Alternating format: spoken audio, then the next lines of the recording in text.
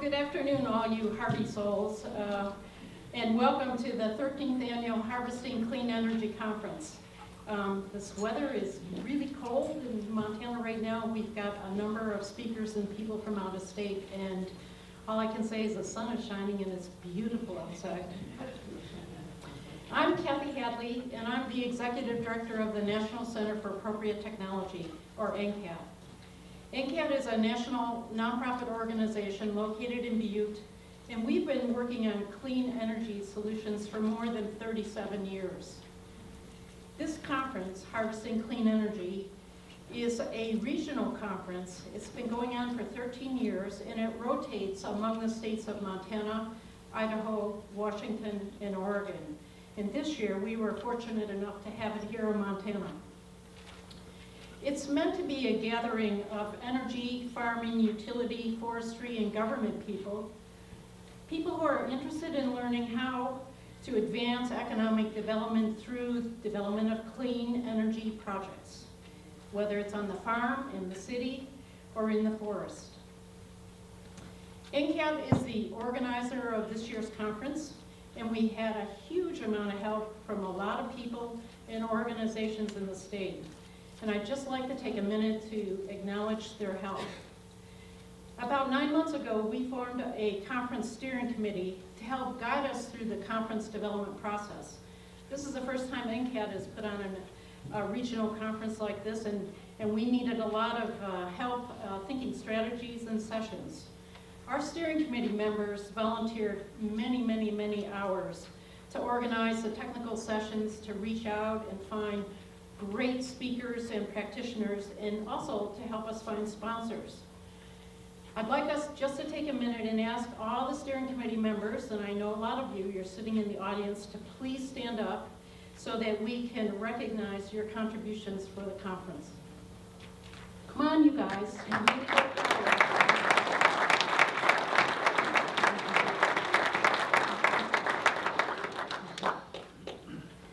I'd also like to take one moment to thank our sponsors. These are the organizations who donated funds to us, and we use those funds to help pay the travel expenses of some of our speakers who lived out of state.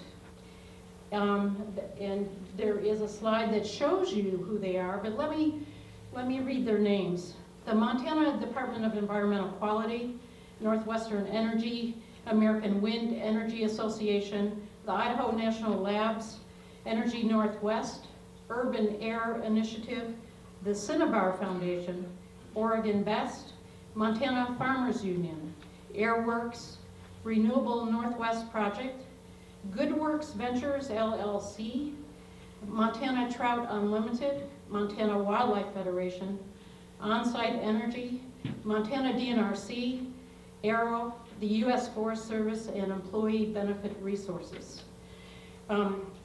All of these folks we're very thankful for their contributions to this conference.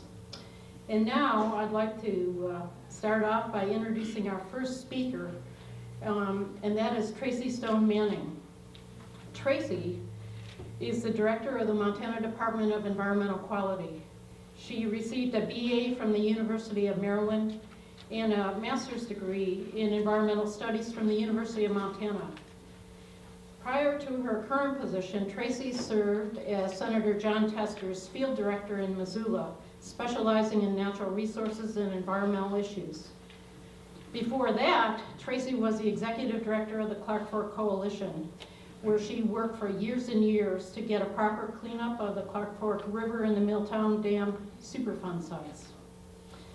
When Senator Tester heard that our governor appointed Tracy to head DEQ, he said, and I want to quote this, "Tracy is one of Montana's smartest and hardest working public servants, and I can think of a more qualified person for this job. I'm incredibly proud of the decision to bring her leadership and experience to the Department of Environmental Quality. Our state and future generations will be better for it." I've known Tracy many years, and I couldn't agree more with Senator Tester. So please help welcome Tracy Stone Manning. That quote filled up my eyes the first time I heard it, and just did again. Thank you, Kathy.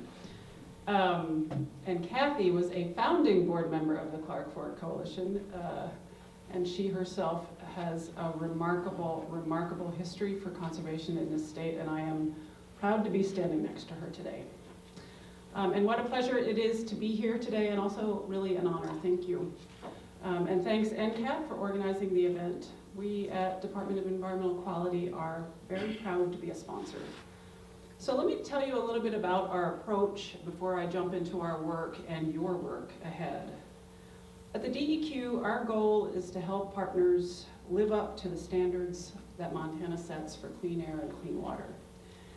Our approach focuses on meeting those standards rather than having to enforce them, because we can't manage our natural resources responsibly if we're constantly working from behind.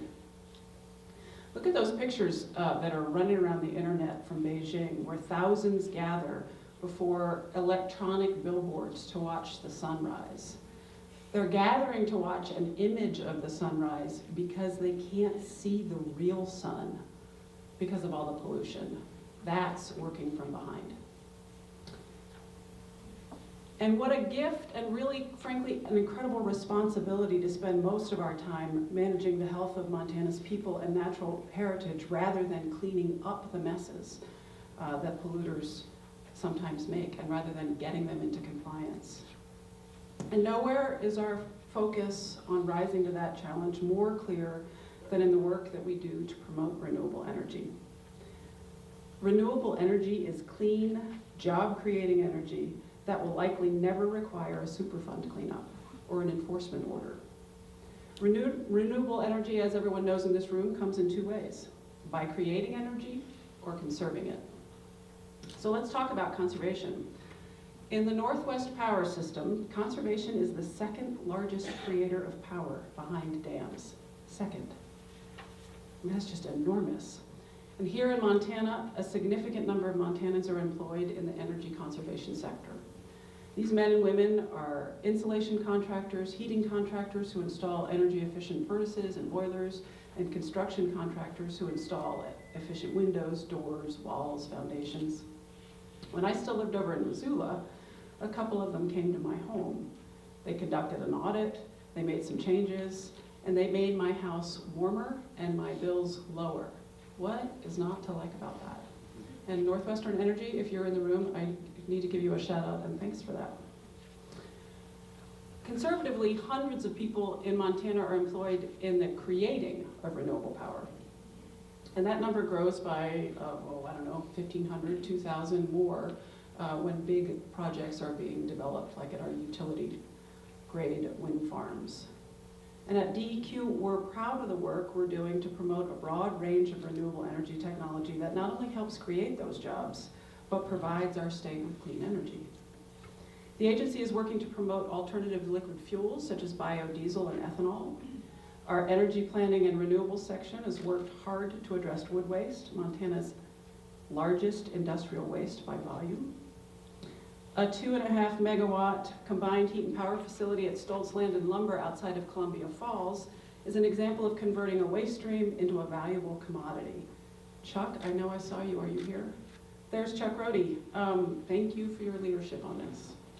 It's right for the environment and it's right for Stoltz's bottom line, and you just can't ask for better than that.